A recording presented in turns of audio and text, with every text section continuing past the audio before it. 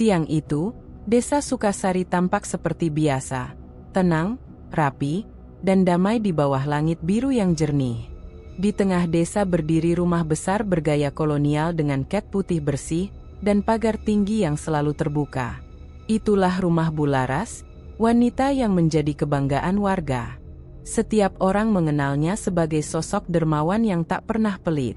Hampir setiap hari, ada saja warga yang keluar dari halaman rumahnya dengan wajah gembira, membawa bungkusan makanan atau beberapa lembar uang 100.000. Ia selalu tersenyum ramah, menatap setiap orang dengan mata lembut yang seolah tak menyimpan rahasia apapun. "Ambil saja, Mbak Rani," katanya suatu siang sambil menyerahkan kantong beras 2 kilogram. "Rezeki itu untuk dibagi, bukan disimpan." Rani, tetangga yang rumahnya tepat di seberang jalan, tersenyum sopan sambil mengangguk. "Terima kasih, Bu. Semoga Ibu selalu sehat." Namun, di balik rasa terima kasih itu, ada sesuatu dalam diri Rani yang menolak untuk percaya sepenuhnya. Ia tak bisa menjelaskan kenapa. Setiap kali memandangi rumah besar itu, dadanya terasa berat.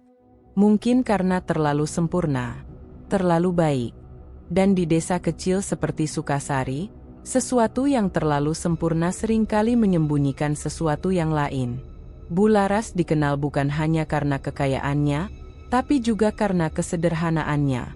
Ia tak pernah pamer perhiasan, tak pernah membanggakan mobilnya, dan selalu hadir di acara desa. Saat panen raya, ia ikut menanam padi. Saat warga kesusahan, ia menjadi yang pertama memberi bantuan. Pak Darto, ketua RT, bahkan sering menjadikannya contoh saat rapat bulanan. Kalau semua warga seperti Bularas, desa ini nggak akan kekurangan apapun, ujar Pak Darto dengan bangga. Dan memang benar, sejak Bularas pindah ke Sukasari 10 tahun lalu, desa itu berubah pesat. Jalan yang dulu becek kini sudah diaspal. Masjid dicat ulang, dan warung-warung kecil bermunculan di sepanjang jalan utama. Banyak warga percaya, keberkahan datang karena kebaikan wanita itu. Tapi Rani menyimpan catatan lain dalam kepalanya. Ia memperhatikan sesuatu yang selalu terjadi menjelang bulan Suro. Setiap tahun, tepat seminggu sebelum tanggal itu, Bularas selalu mengadakan pesta sedekah besar. Semua warga diundang.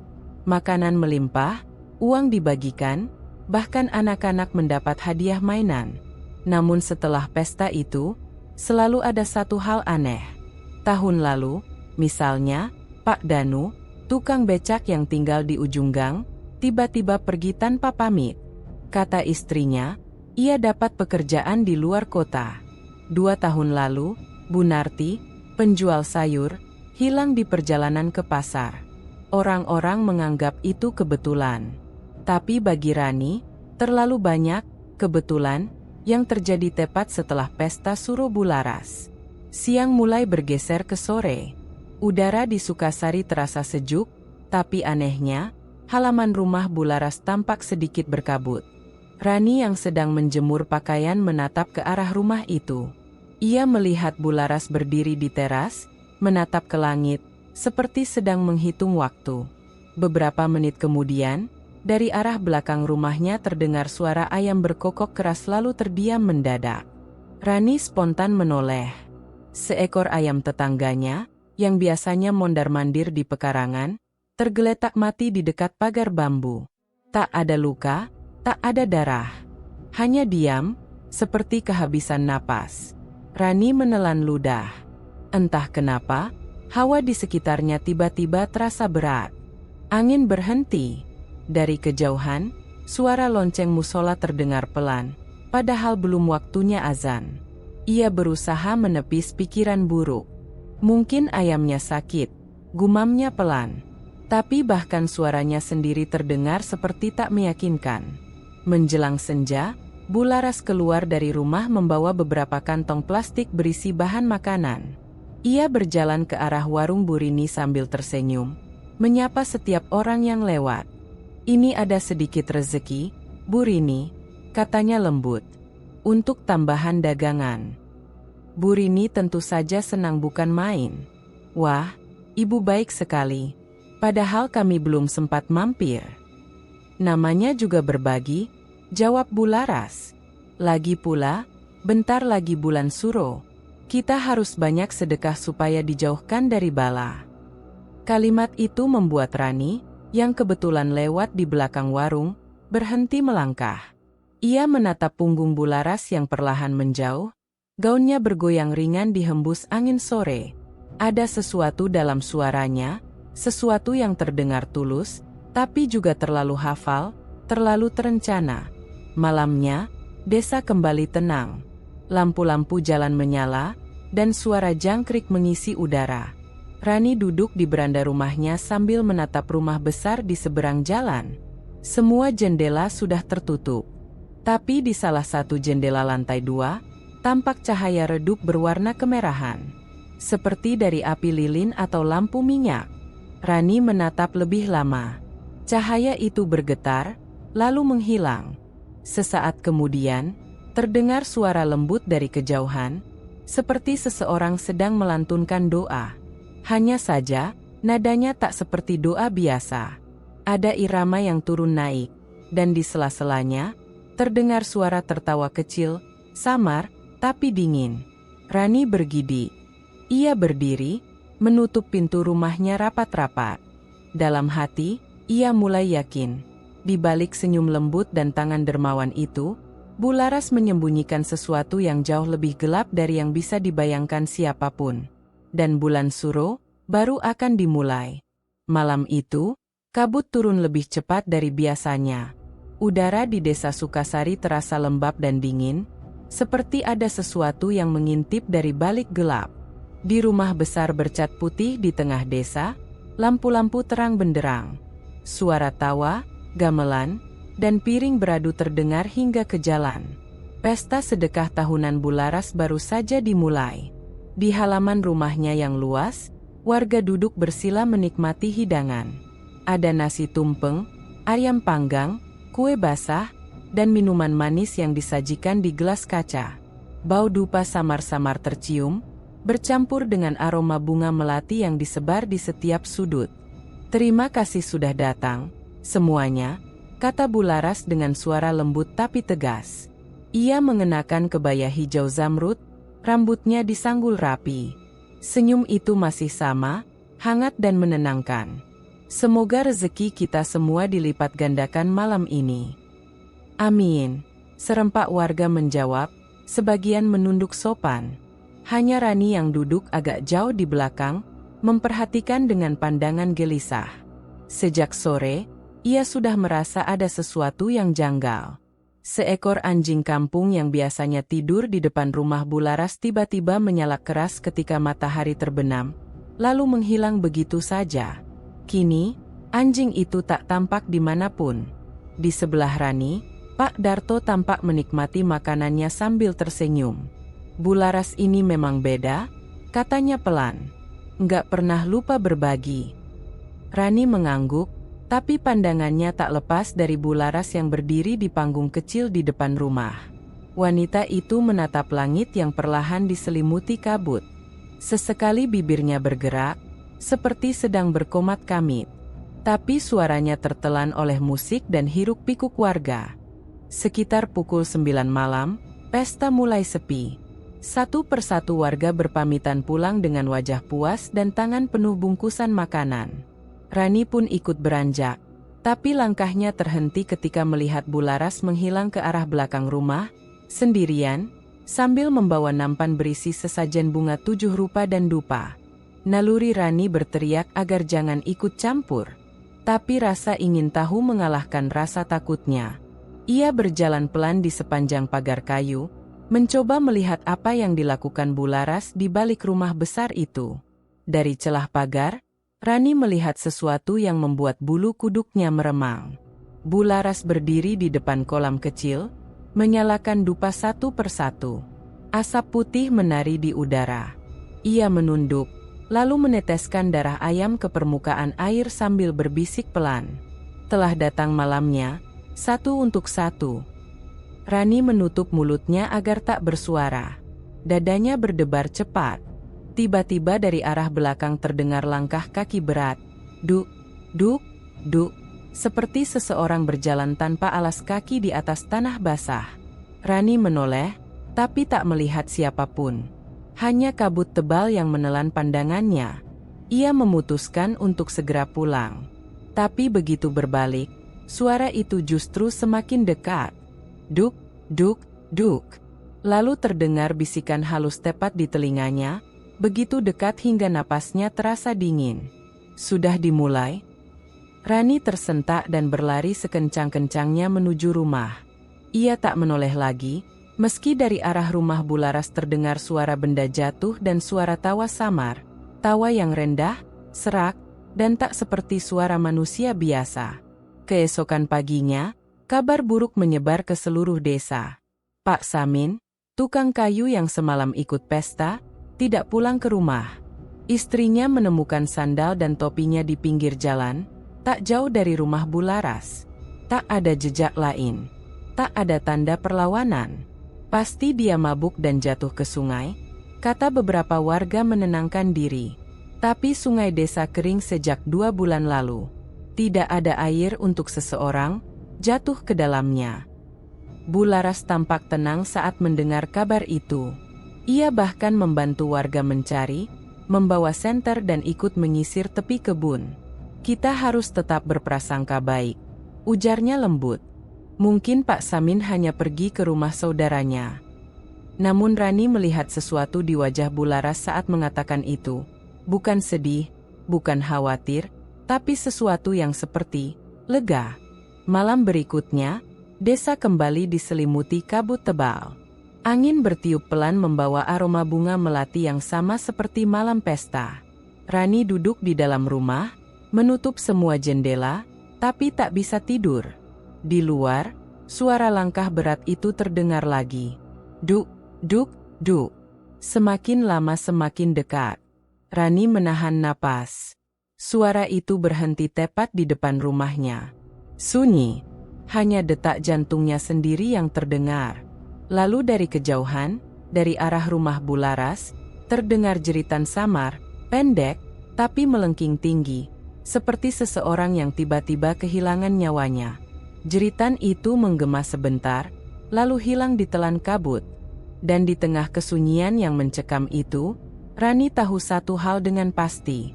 Malam 1 Suro pertama telah mengambil 1 nyawa. Siang itu pasar desa Sukasari ramai seperti biasa. Udara bercampur bau tanah, keringat, dan aroma ikan asin yang dijajakan di sudut kios. Di antara hiruk-pikuk pedagang dan pembeli, suasana tiba-tiba berubah saat Bularas datang. Ia mengenakan kebaya biru muda dengan payung kecil di tangan. Senyum hangatnya langsung menarik perhatian orang-orang di sekitar. Beberapa ibu-ibu spontan menghentikan aktivitasnya, sementara para penjual memanggil anak-anak mereka untuk ikut menyapa. Wah, Bularas datang. Rezeki. Nih, seru salah satu penjual sayur. Bularas hanya tertawa pelan. Saya cuma mampir. Bu, ini ada sedikit uang untuk tambahan dagangan. Ia membuka tas kulit kecil dan mengeluarkan beberapa lembar uang baru, pecahan 100.000, masih kaku dan berbau tinta cetak. Ia membagikannya begitu saja, tanpa catatan, tanpa nama, tanpa tanda tangan. Warga menerimanya dengan gembira, seolah sedang diberi anugerah. Tak ada yang bertanya dari mana asal uang itu. Tak ada yang curiga. Hanya satu orang yang memperhatikan dengan mata tajam. Arif, seorang wartawan muda yang baru pindah ke Sukasari untuk menulis liputan tentang kehidupan pedesaan. Ia berdiri di dekat penjual buah, memperhatikan Bularas dengan seksama. Dari sudut pandang profesional, sesuatu tak masuk akal. Ia berbisik pada Rani, yang kebetulan sedang membeli beras di kios sebelah. Bularas itu sering kasih uang kayak begini. Rani menoleh cepat, sedikit canggung. Iya, setiap beberapa waktu. Sudah dari dulu. Dari dulu? Tapi saya dengar nggak ada usaha besar di sini selain sawah dan toko kecil. Uangnya dari mana? Ya. Pertanyaan itu membuat Rani diam. Ia memang sering bertanya hal serupa dalam hati, tapi tak pernah berani mengucapkannya. Bularas selalu terlihat terlalu suci untuk dicurigai. Namun, setelah malam satu suro kemarin, pikirannya mulai berubah. Ia menatap warga yang berkerumun di sekitar Bularas. Mereka tersenyum lebar, tapi di mata mereka ada sesuatu yang aneh. Kosong, seperti kehilangan cahaya. Seorang ibu yang biasanya ramah bahkan tidak menyapa Rani ketika lewat. Ia hanya memeluk uangnya erat-erat dan berjalan pergi dengan pandangan kosong. Tak lama, Pak Darto datang dengan langkah tergesa, wajahnya sumringah. "Nah, ini baru tokoh desa yang benar," katanya sambil menyalami Bularas. "Kalau semua orang punya hati seperti ibu, desa ini makmur terus." Bularas tertawa lembut.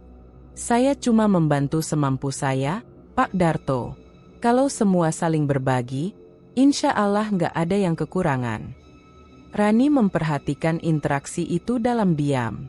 Arif berdiri di sampingnya, mencatat sesuatu di buku kecil.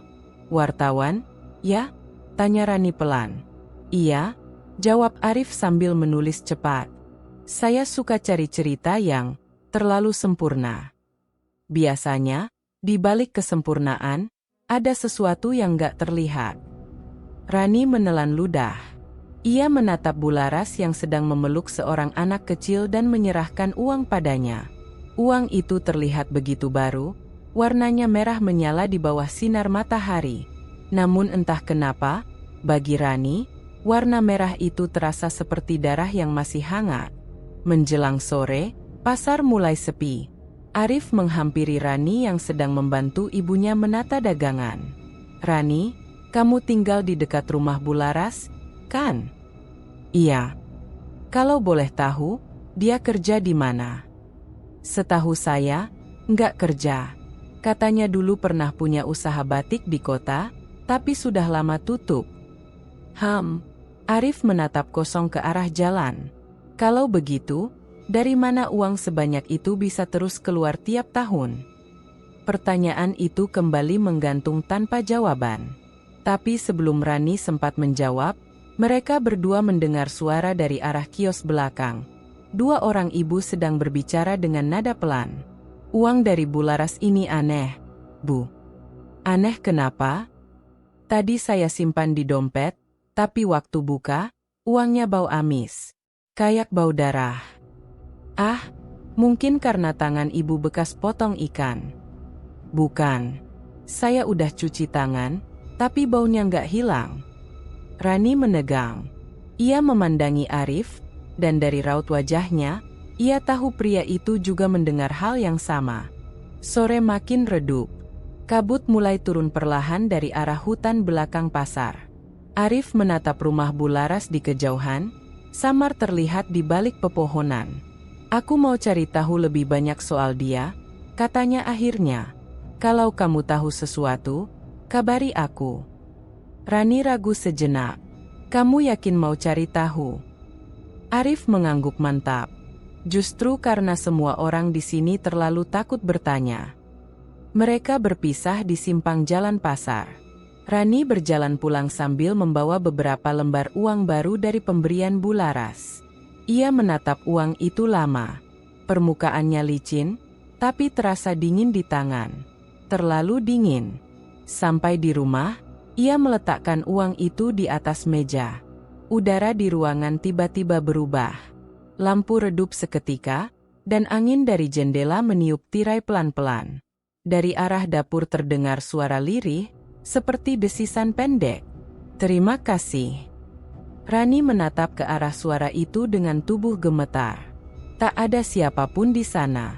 Tapi uang di meja bergerak perlahan, seolah disentuh oleh sesuatu yang tak kasat mata. Ia menjerit kecil, menyambar uang itu dan membuangnya keluar jendela.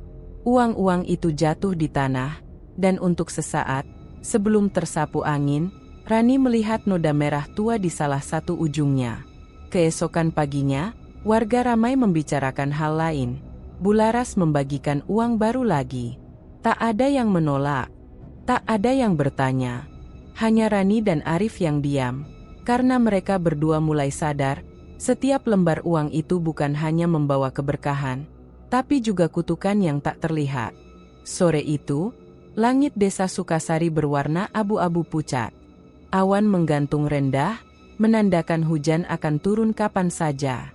Udara terasa lembab, dan dari kejauhan, suara burung gagak terdengar samar, sesuatu yang jarang sekali muncul di desa itu. Di tengah suasana aneh itu, Rani menerima undangan tak terduga dari Bularas. "Ibu harap kamu bisa datang sore ini," katanya dengan suara lembut saat berpapasan di depan warung. "Ada hal yang ingin ibu bicarakan. Sekalian makan malam, ya?" Rani sempat ragu. Sejak malam 1 Suro dan kejadian hilangnya Pak Samin, ia berusaha menghindari rumah besar itu. Tapi rasa penasaran mengalahkan ketakutannya. Ia ingin tahu, apa sebenarnya yang disembunyikan wanita itu. Ketika Rani tiba, rumah Bularas tampak seperti biasa. Besar, bersih, dan tampak sepi dari luar. Tapi begitu kakinya melangkah masuk, hawa di dalam rumah langsung berubah. Udara di sana dingin, bukan dingin seperti ruangan ber-AC, melainkan dingin yang menusuk tulang, dingin yang seperti keluar dari dalam dinding. Rani menelan ludah pelan. "Rumah ibu, adem banget, ya?"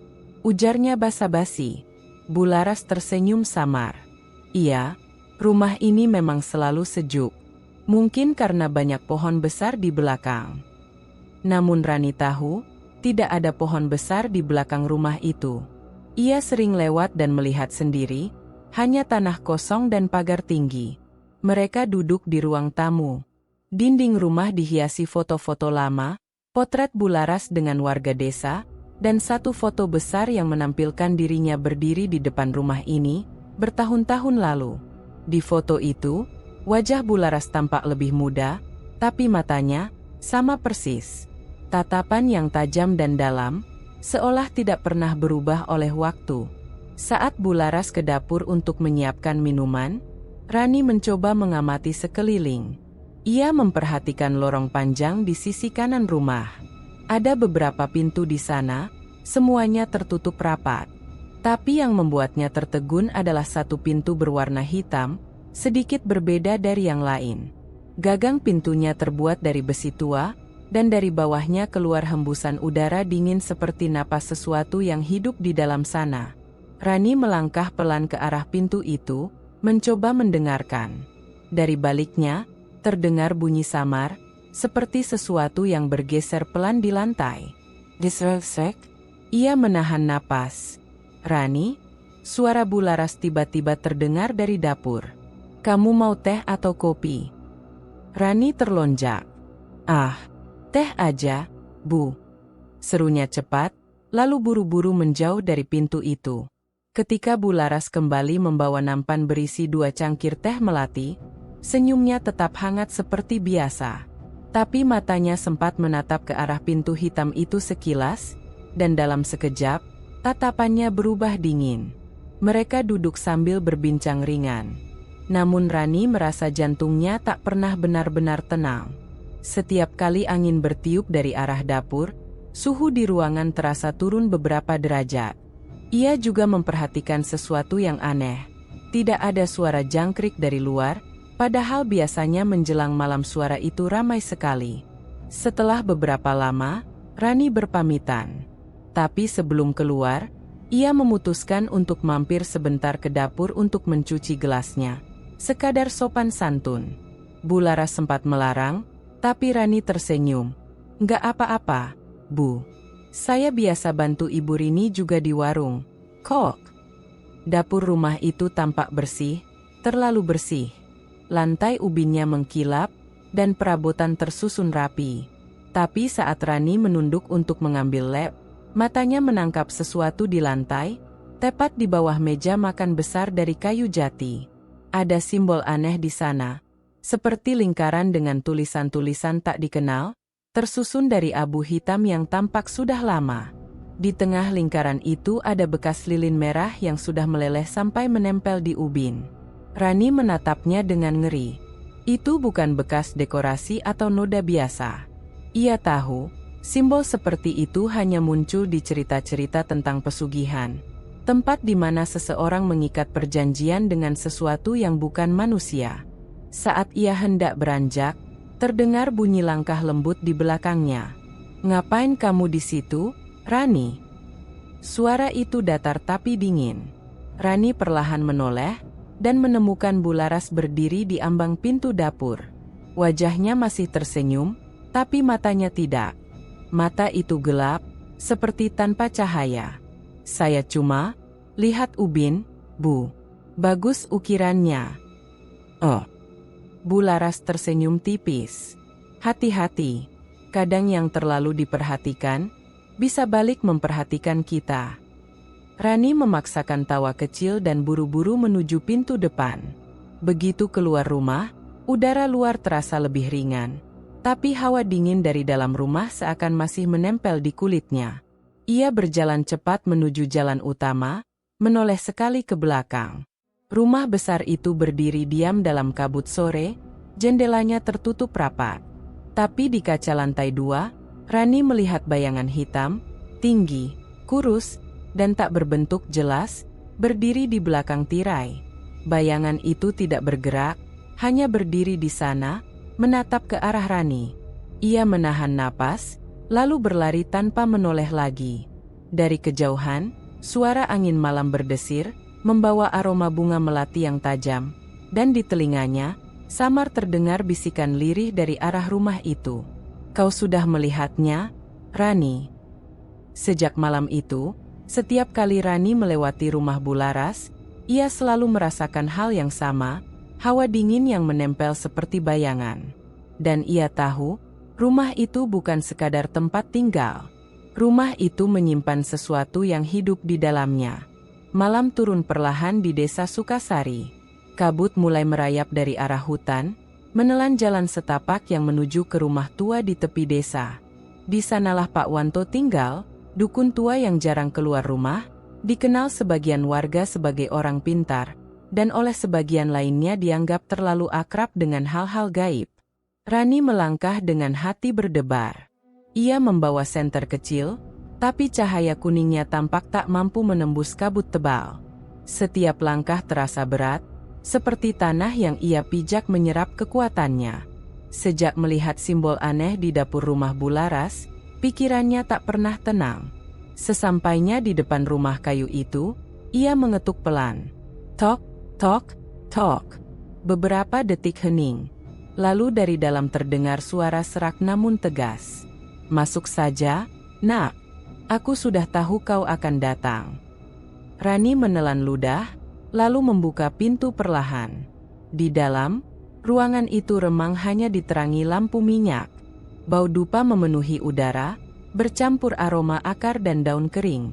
Di tengah ruangan, Pak Wanto duduk bersila di atas tikar pandan, matanya yang tajam menatap Rani seolah bisa menembus pikirannya. "Aku lihat dari wajahmu," katanya pelan, "kau baru saja melihat sesuatu yang tak seharusnya."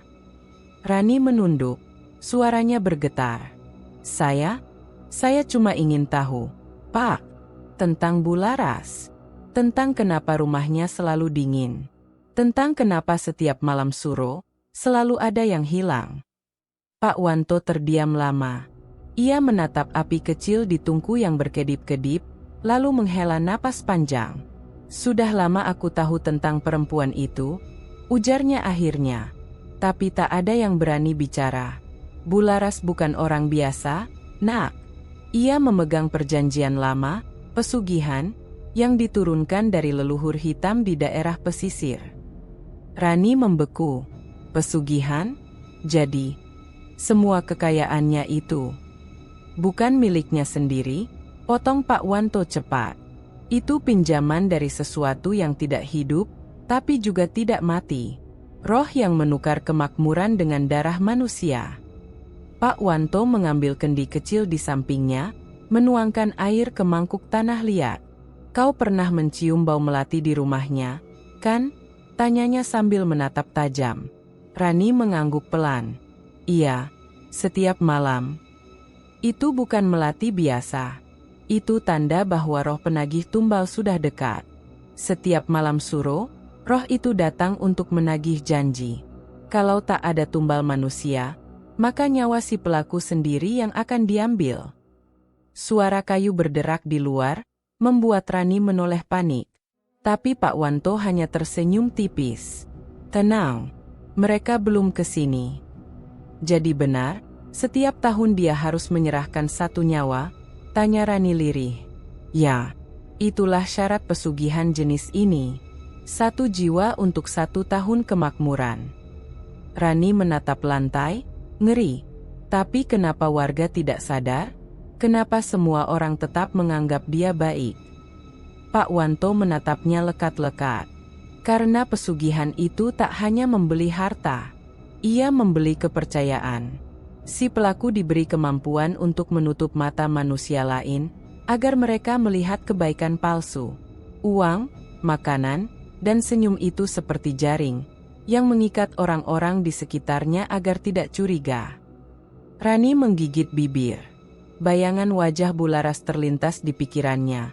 Senyum hangat, tatapan lembut, dan tangan yang selalu memberi.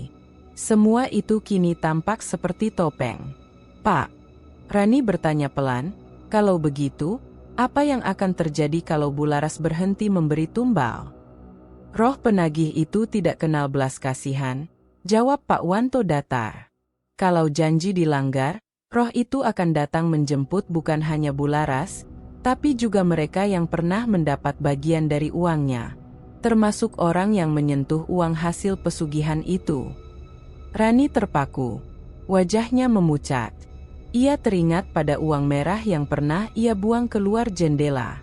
Tenang, kata Pak Wanto, seolah bisa membaca pikirannya. Selama kau tidak menyimpannya, kau belum terikat. Ia menatap api lagi, lalu menambahkan, tapi mulai malam ini, jangan pernah mendekati rumah itu. Terutama saat bulan Suro tiba. Karena saat roh penagih keluar dari tempatnya, ia mencari siapapun yang tahu terlalu banyak. Kenapa Bapak tahu semua ini? Tanya Rani. Pak Wanto tersenyum tipis, tapi matanya tampak kosong. Karena dulu, istriku adalah salah satu tumbalnya. Rani terdiam. Kata-kata itu menggantung di udara, berat dan dingin. Api di tungku tiba-tiba berkedip dan padam, meninggalkan ruangan dalam kegelapan. Dalam remang terakhir dari lampu minyak, Pak Wanto berdiri perlahan, tubuhnya sedikit bungkuk. Aku akan bantu sebisaku, katanya. Tapi ingat, Rani, pesugihan itu bukan hanya tentang uang dan darah. Ia adalah ikatan. Dan setiap ikatan harus ditebus. Ia mengambil segenggam garam dan menaruhnya di tangan Rani. Taburkan ini di depan rumahmu setiap malam Suro. Jangan biarkan kabut masuk sebelum fajar. Dan kalau kau mendengar suara melati terbakar atau tawa perempuan di luar rumahmu, jangan buka pintu. Itu tandanya roh penagih sedang lewat. Rani menggenggam garam itu erat-erat, menahan rasa takut yang semakin dalam. Ketika ia melangkah keluar, hutan di tepi desa terasa lebih gelap dari biasanya. Kabut semakin tebal, dan dari kejauhan terdengar suara lembut, menyerupai perempuan tertawa, panjang, lirih, dan memudar bersama angin malam. Rani menoleh sekilas ke arah rumah Pak Wanto. Lelaki tua itu masih berdiri di ambang pintu, menatap ke arah gelap hutan. Cepat pulang, nak, katanya pelan. Karena malam Suro berikutnya, sudah sangat dekat. Tepat setahun berlalu sejak malam penuh kabut itu. Desa Sukasari tampak sama, tenang, rapi, dan makmur. Namun bagi Rani, setiap bayangan dan suara di malam hari kini membawa rasa was-was yang sulit dijelaskan. Ia masih ingat jelas nasihat Pak Wanto, dan garam yang dulu diberi kini tersimpan di kaleng logam di dapur rumahnya. Menjelang malam 1 Suro, udara di desa terasa berbeda. Angin berembus lebih dingin dari biasanya, dan bulan menggantung rendah di langit. Hewan-hewan peliharaan gelisah, ayam berkokok tanpa sebab, dan beberapa warga mulai bercerita tentang suara langkah berat di jalan belakang rumah Bularas. Malam itu, tepat tengah malam, Rani terbangun karena suara gesekan logam dari kejauhan. Ia membuka jendela perlahan, mencoba menembus kabut yang mulai turun.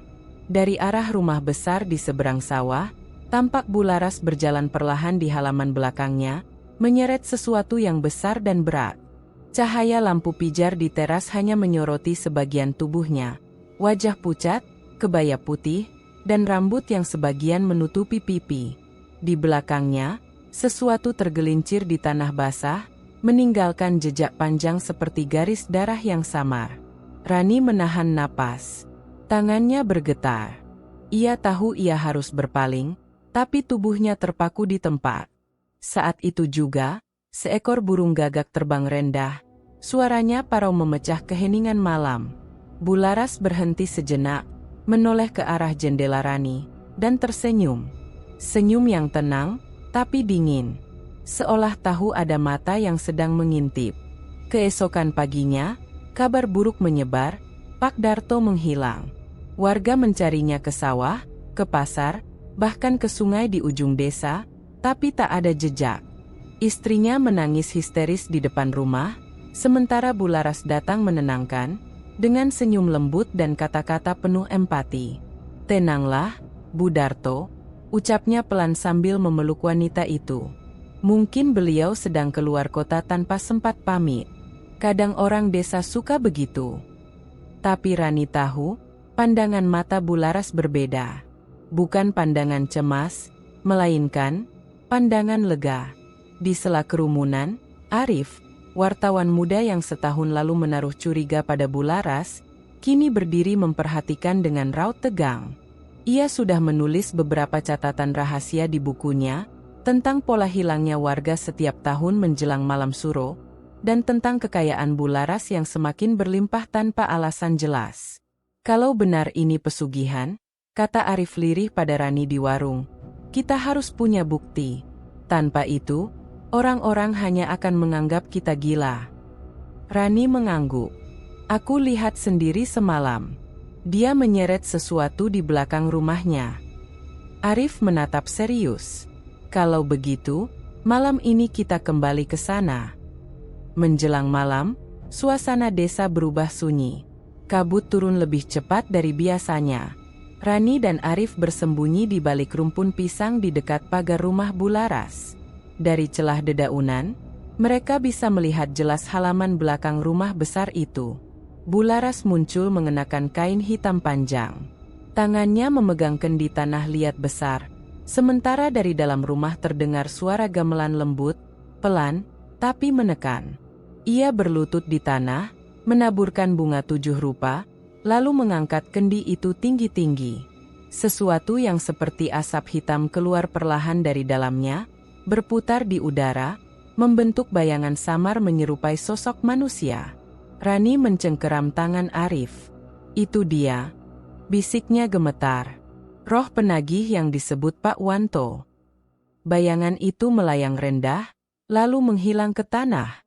Bularas menunduk dalam, berbisik-bisik dalam bahasa yang tidak mereka mengerti. Setelah itu, ia berdiri dan menarik kembali benda panjang yang tadi diseretnya, sebuah kain goni besar yang basah dan berat. Ketika cahaya lampu mengenai ujung kain itu, Rani bisa melihat jari manusia mencuat dari sobekannya. Arif nyaris berteriak, tapi Rani menutup mulutnya. "Jangan." Mereka hanya bisa menatap saat Bularas menyeret bungkusan itu ke arah sumur tua di belakang rumah, lalu melemparkannya ke dalam. Air di sumur beriak sebentar, lalu tenang kembali. Keesokan harinya, suasana desa kembali seperti biasa. Tak ada yang menyinggung hilangnya Pak Darto lagi. Seolah semua warga sepakat untuk diam. Rani merasa ngeri melihat bagaimana orang-orang justru tertawa dan berbelanja seperti tidak terjadi apa-apa. Bularas kembali ke pasar, membagikan uang 100 ribuan baru kepada para pedagang. Semua orang mengucap terima kasih. Tak seorang pun bertanya dari mana uang itu berasal. Namun malamnya, ketika Rani menulis catatan di kamarnya, seekor gagak kembali bertengger di atap. Suaranya parau, dan dari kejauhan terdengar bunyi lonceng samar, bunyi yang sama seperti malam suro setahun lalu. Rani menatap keluar jendela. Di rumah besar di seberang sawah, lampu-lampu masih menyala. Tapi di antara tirai, ia melihat sosok Bularas berdiri menatap ke arah rumahnya. Senyum itu masih sama, lembut, damai, tapi di baliknya tersimpan sesuatu yang gelap. Arif datang pagi berikutnya dengan wajah muram. "Artikelku ditolak," katanya. Redaksi bilang, berita seperti itu cuma bikin panik warga. Rani menatapnya kosong. "Jadi kita harus diam saja?" Arif menatap ke arah rumah Bularas yang berdiri megah di ujung jalan. "Tidak. Tapi kita harus hati-hati. Karena setiap orang yang tahu rahasianya, bisa jadi tumbal berikutnya." Angin siang itu berembus perlahan. Bau melati samar tercium dari arah rumah Bularas. Dan di bawah teriknya matahari, hawa dingin yang aneh kembali terasa di kulit Rani. Dingin yang mengingatkannya bahwa malam suruh berikutnya belum selesai menagih janji. Pagi itu, suasana warung Bu Narti yang biasanya ramai terdengar berbeda. Tidak ada tawa riuh, tak ada suara anak-anak berlarian di halaman. Hanya bisikan warga yang saling bertukar pandang, dengan wajah pucat dan mata sembab. Di meja depan, Rani duduk bersama Arif, memperhatikan sesuatu yang tergeletak di atas meja kayu. Selembar uang Rp100.000. Warnanya tampak sedikit gelap di salah satu sudutnya, seperti ada noda merah yang sudah kering. "Lihat ini," kata Arif sambil menunjuk bercak itu. "Aku temukan di dompet salah satu warga yang sakit." Rani menatap uang itu lama. "Kau yakin itu darah?" Arif mengangguk pelan. "Aku sudah mencium baunya. Bukan tinta, bukan cat. Ini darah." Dan anehnya, semua uang yang dibagikan Bularas minggu lalu punya noda yang sama, hanya warnanya berbeda, ada yang samar, ada yang jelas seperti ini. Rani merinding. Ia teringat ucapan Pak Wanto malam itu, pesugihan selalu menuntut keseimbangan. Setiap rezeki yang datang akan menarik nyawa dari arah lain. Di luar warung, beberapa warga duduk di bangku panjang. Wajah mereka lesu. Buati, pedagang sayur yang seminggu lalu mendapat bantuan uang dari Bularas, tampak pucat dan berkeringat. "Sejak pegang uang itu, badan saya panas dingin, Mbak Rani," katanya dengan suara serak. "Tiap malam mimpi buruk, kayak ada yang duduk di dada saya." Pak Darto, yang dulu selalu membela Bularas, kini terlihat gelisah. "Tapi masa iya uang bisa bikin sakit? Saya juga dapat 2 lembar kemarin, tapi nggak kenapa-kenapa." Rani menatapnya lekat-lekat. "Pak, coba lihat uangnya. Di pojok kanan bawah. Ada noda." Pak Darto mengeluarkan dompet lusuhnya, menarik selembar uang 100.000, dan membaliknya di bawah cahaya matahari. Benar saja, ada bercak kecil berwarna merah tua di sana, nyaris tak terlihat kalau tak diperhatikan dengan saksama. Wajah Pak Darto memucat. "Astaga!" Beberapa warga lain ikut memeriksa uang mereka. Suara gaduh memenuhi warung. Ada yang langsung membuang uangnya ke tanah, ada yang justru memungutnya lagi karena takut kehilangan rezeki. "Tapi uang kan tetap uang," seru salah satu warga. "Masa bisa bawa sial? Kalau memang dari Bularas, berarti rezeki halal." Rani berdiri, menatap semua orang dengan nada tegas. "Kalian pikir rezeki datang tanpa sebab? 2 orang hilang tiap tahun, dan sekarang uangnya berdarah. Kalian masih mau simpan itu?" Hening. Hanya suara sendok beradu dengan gelas yang terdengar. Sementara itu, Arif mengambil foto uang-uang berdarah itu dengan kamera kecilnya. "Aku akan kirim ini ke redaksi. Mungkin sekarang mereka mau dengar." Rani menatapnya khawatir. "Hati-hati, Arif. Kau tahu apa yang terjadi pada orang yang tahu terlalu banyak." Arif tersenyum miris. "Kalau diam, mereka terus mati, Ran." Saat mereka berbicara, dari luar warung terdengar suara gaduh. Seorang pemuda berlari sambil menjerit. "Buati pingsan. Cep, tolong." Semua warga berhamburan keluar. Rani dan Arif ikut berlari. Di depan rumah Buati, Tubuh wanita paruh baya itu tergeletak di tanah, matanya terbuka tapi pandangannya kosong. Di tangannya masih tergenggam selembar uang merah. Noda darah di ujungnya kini tampak lebih jelas, seperti baru. Rani berjongkok, mencoba mengambil uang itu, tapi tangannya langsung terasa dingin seperti es. Ia spontan menjatuhkannya. Uang itu perlahan menempel di tanah, lalu terseret sedikit oleh angin, seolah ada tangan tak terlihat yang menariknya pergi. Malamnya, Rani duduk di rumah dengan lampu redup. Di meja, ada beberapa uang yang ia kumpulkan dari warga, semuanya memiliki bercak merah dengan pola yang berbeda-beda. Tapi satu hal sama, setiap uang mengeluarkan bau besi samar, seperti darah segar. Arif datang membawa kabar buruk. Artikelku dihapus sebelum naik tayang. Mereka bilang ini fitnah. Fitnah? Rani menatap tak percaya. Bahkan setelah ada korban. Arif menggeleng. Aku juga tak paham. Seolah-olah ada yang tak ingin kebenaran ini keluar. Suara angin malam menerobos jendela, membawa aroma melati yang sudah tak asing lagi. Rani menatap keluar, rumah Bularas berdiri megah dalam cahaya bulan. Tapi kali ini, dari salah satu jendelanya tampak kilau merah redup seperti bara api. Dia tahu kita menyelidiki, bisik Rani. Arif menatapnya lekat. Kalau benar begitu, kita harus lebih cepat. Sebelum ada tumbal berikutnya. Keesokan paginya, suasana desa berubah mencekam. Warga menemukan beberapa ekor ayam mati mendadak di halaman rumah mereka. Di mulut ayam-ayam itu, terselip selembar uang Rp100.000, basah oleh darah segar. Teriakan ketakutan menggema di seluruh desa. Beberapa orang membakar uang mereka, tapi anehnya api selalu padam sendiri. Uang itu tak bisa hangus, hanya menghitam di ujungnya seperti arang. Pak Darto berdiri di tengah kerumunan, wajahnya pucat pasi. Rani, mungkin kau benar. Uang ini bukan rezeki. Ini kutukan. Rani mengangguk pelan. Ia menatap ke arah rumah besar di ujung jalan yang berdiri di antara kabut. Pintu depannya terbuka sedikit, dan di sana berdiri sosok Bularas dengan senyum tipis di wajahnya.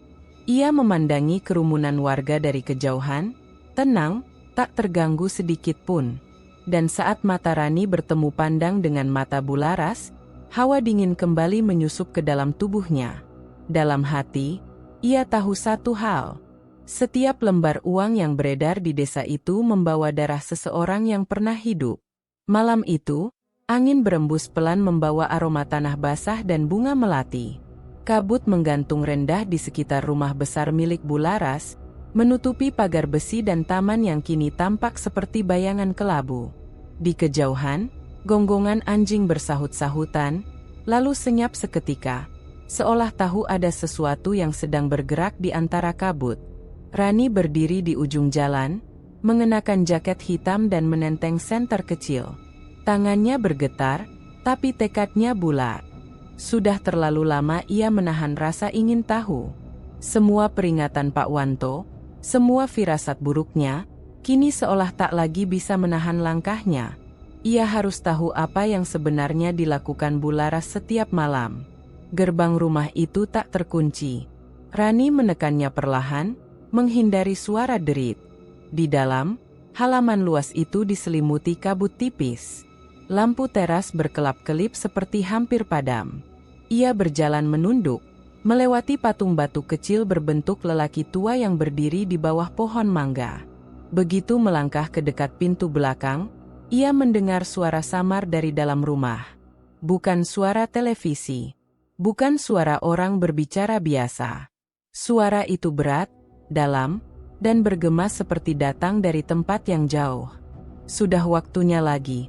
Laras? Aku tahu, suara Bularas menjawab lirih. Suaranya bergetar tapi penuh ketundukan. 2 tahun, 2 jiwa. Kau masih berhutang 1. Rani menahan napas. Ia berdiri tepat di bawah jendela dapur yang kacanya sedikit terbuka. Dari celah itu, terlihat ruangan remang dengan meja penuh sesajen bunga dan dupa. Di tengahnya, Bularas duduk bersimpuh, mengenakan kain hitam.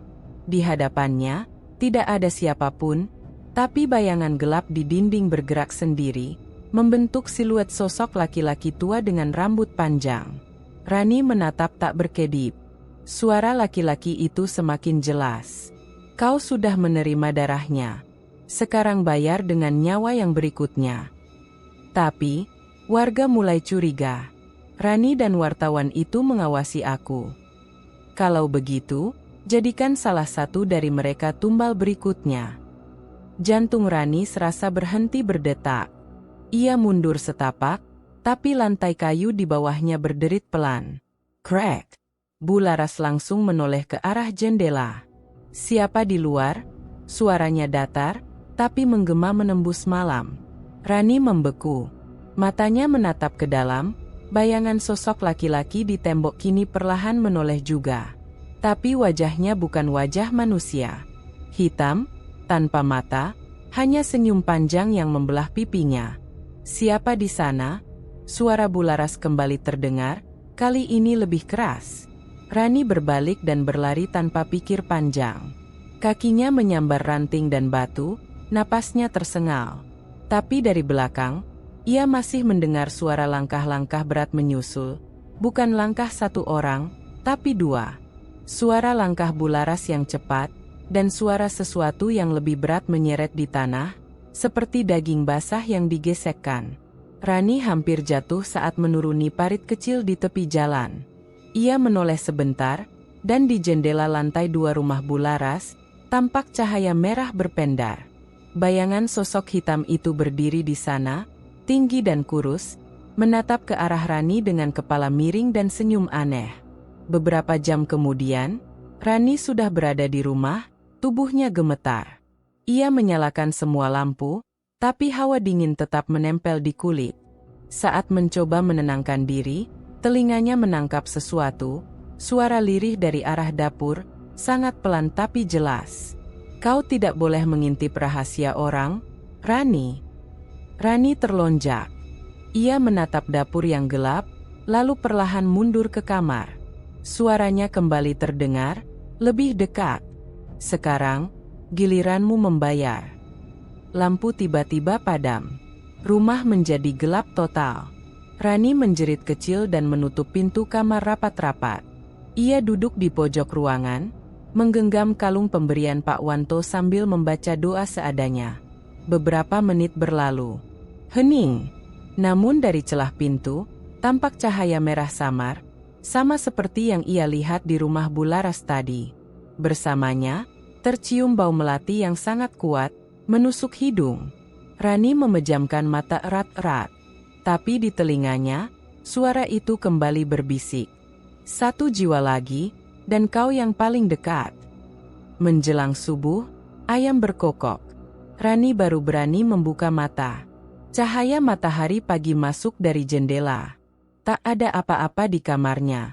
Tapi di lantai, tepat di depan pintu, tergeletak selembar uang 100.000, basah oleh darah segar. Rani menatap uang itu lama, lalu menatap ke arah jendela yang terbuka sedikit. Dari luar, angin membawa suara samar tawa seorang wanita, lembut namun menggema panjang.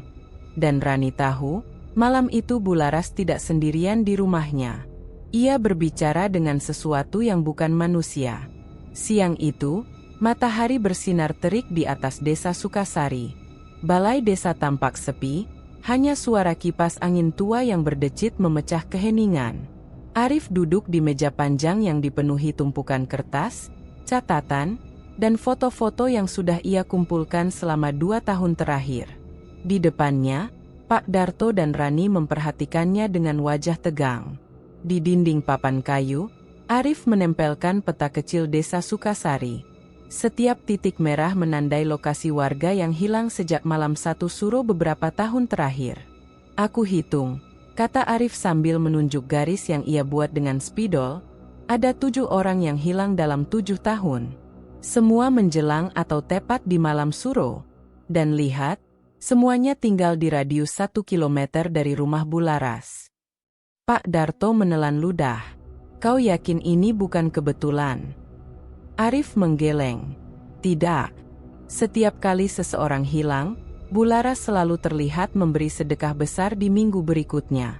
Dan setiap kali, uang yang ia bagikan selalu baru, pecahan 100.000, dengan nomor seri berurutan. Rani menatap papan itu lekat-lekat. Jadi selama ini, rumah itu pusatnya. Arif menatapnya sebentar, lalu menatap keluar jendela. Aku belum bisa menyimpulkan apa-apa. Tapi kalau benar pesugihan itu nyata, maka imbalan dari setiap tumbal harus dikonversi jadi sesuatu yang duniawi. Kekayaan, misalnya. Pak Darto bersandar di kursi, wajahnya muram. Dulu aku pikir Bularas cuma orang baik yang suka sedekah. Tapi sekarang, ia tak melanjutkan kalimatnya. Sore harinya, Arif dan Rani berjalan menyusuri jalan tanah di belakang rumah Bularas. Di ujung kebun bambu, mereka menemukan area kecil yang dipenuhi batu nisan tua. Sebagian besar nisan itu sudah tak terbaca, hanya ditumbuhi lumut dan rerumputan liar. Namun di bagian paling belakang, Arif menemukan sesuatu yang membuatnya membeku, 7 gundukan tanah tanpa nisan. Semua berjejer rapi, dengan jarak hampir sama. Tanahnya masih tampak lebih gelap, seolah baru digali beberapa tahun terakhir. Ini bukan makam lama, ujar Arif pelan. Tanahnya masih muda. Rani berjongkok, menatap satu gundukan. 7, sama seperti jumlah orang yang hilang. Arif memotret semuanya. Kita harus bawa bukti ini. Tapi jangan bilang siapapun dulu. Kalau Bularas tahu kita kesini. Tiba-tiba angin bertiup kencang. Suara bambu berderak-derak, dan aroma melati tajam menyeruak dari arah kebun. Rani menoleh cepat. Di antara pepohonan, sesosok bayangan hitam berdiri diam. Bentuknya samar, tapi tinggi dan kurus, kepalanya sedikit miring. Arif, bisik Rani.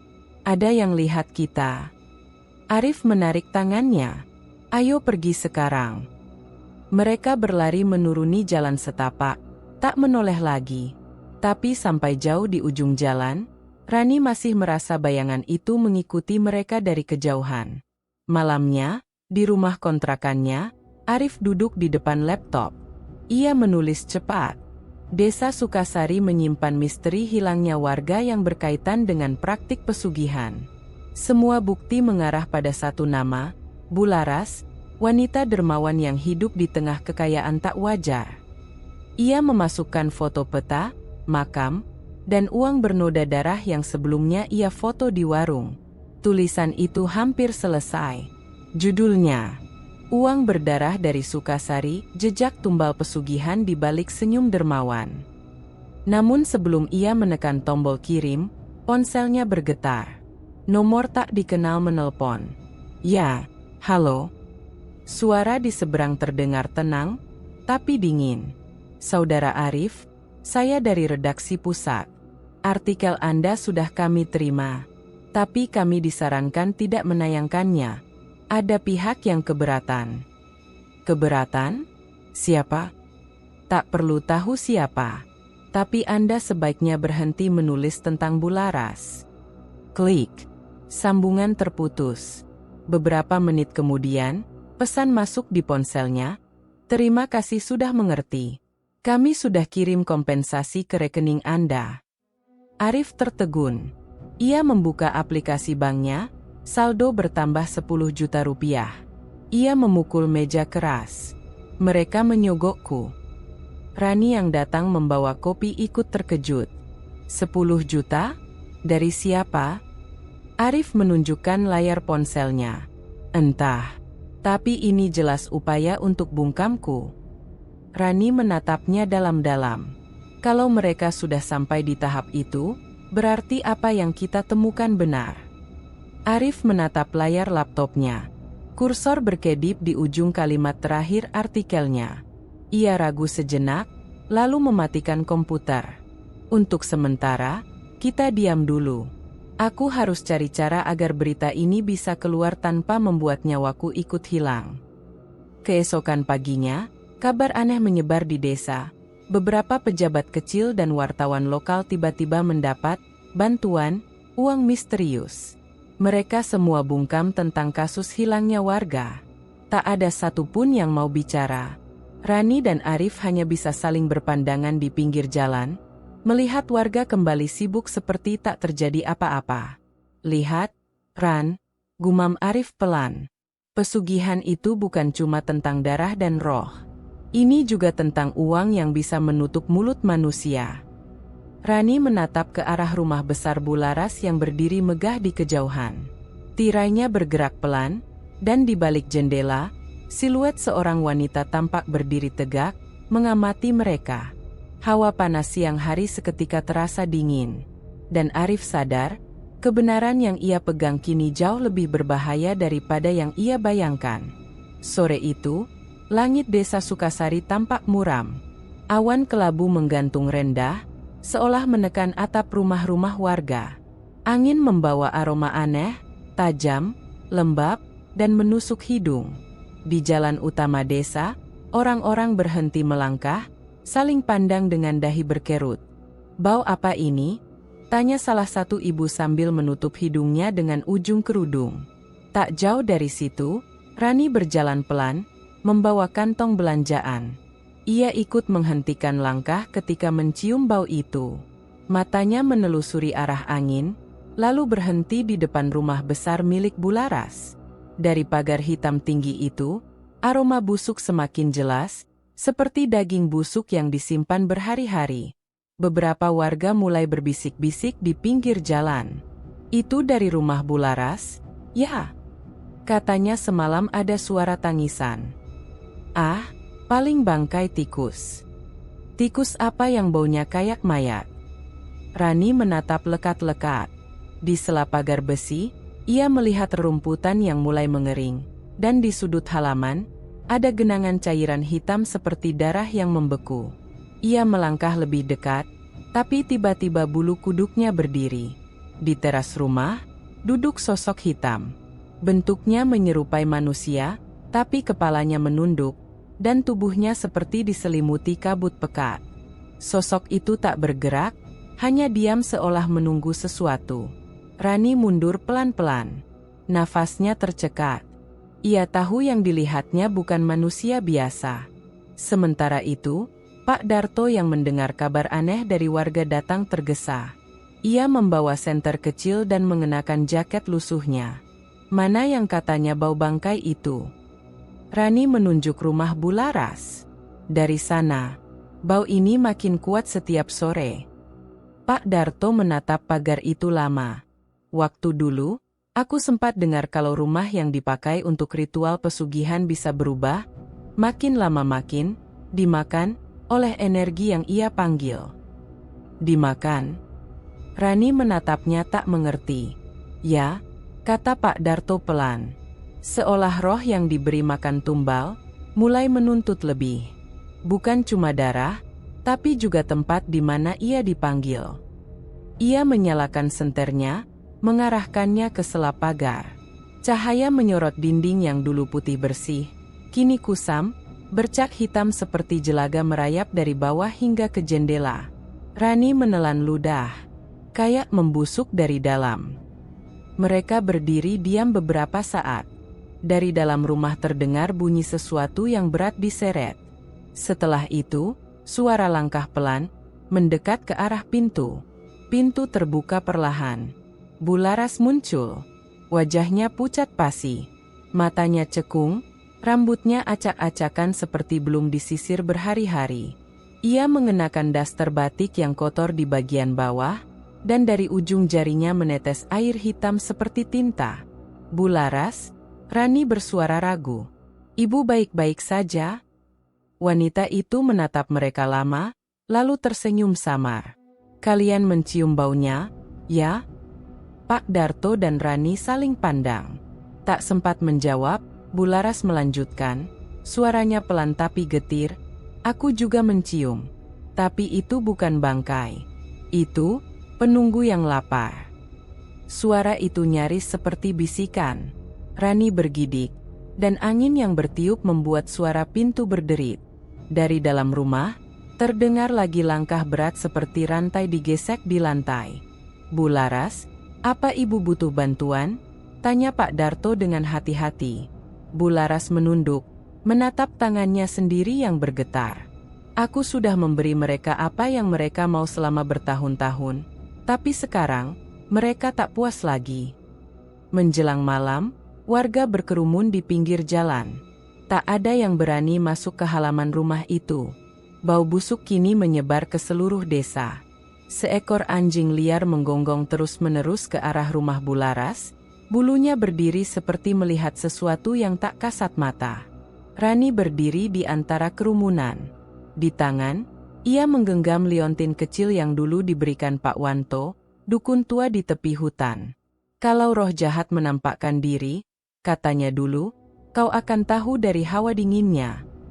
Dan benar saja. Hawa di sekitar rumah itu semakin dingin. Napas Rani mulai terlihat seperti uap. Tiba-tiba lampu rumah Bu Laras menyala sendiri. Tirai menyingkap perlahan.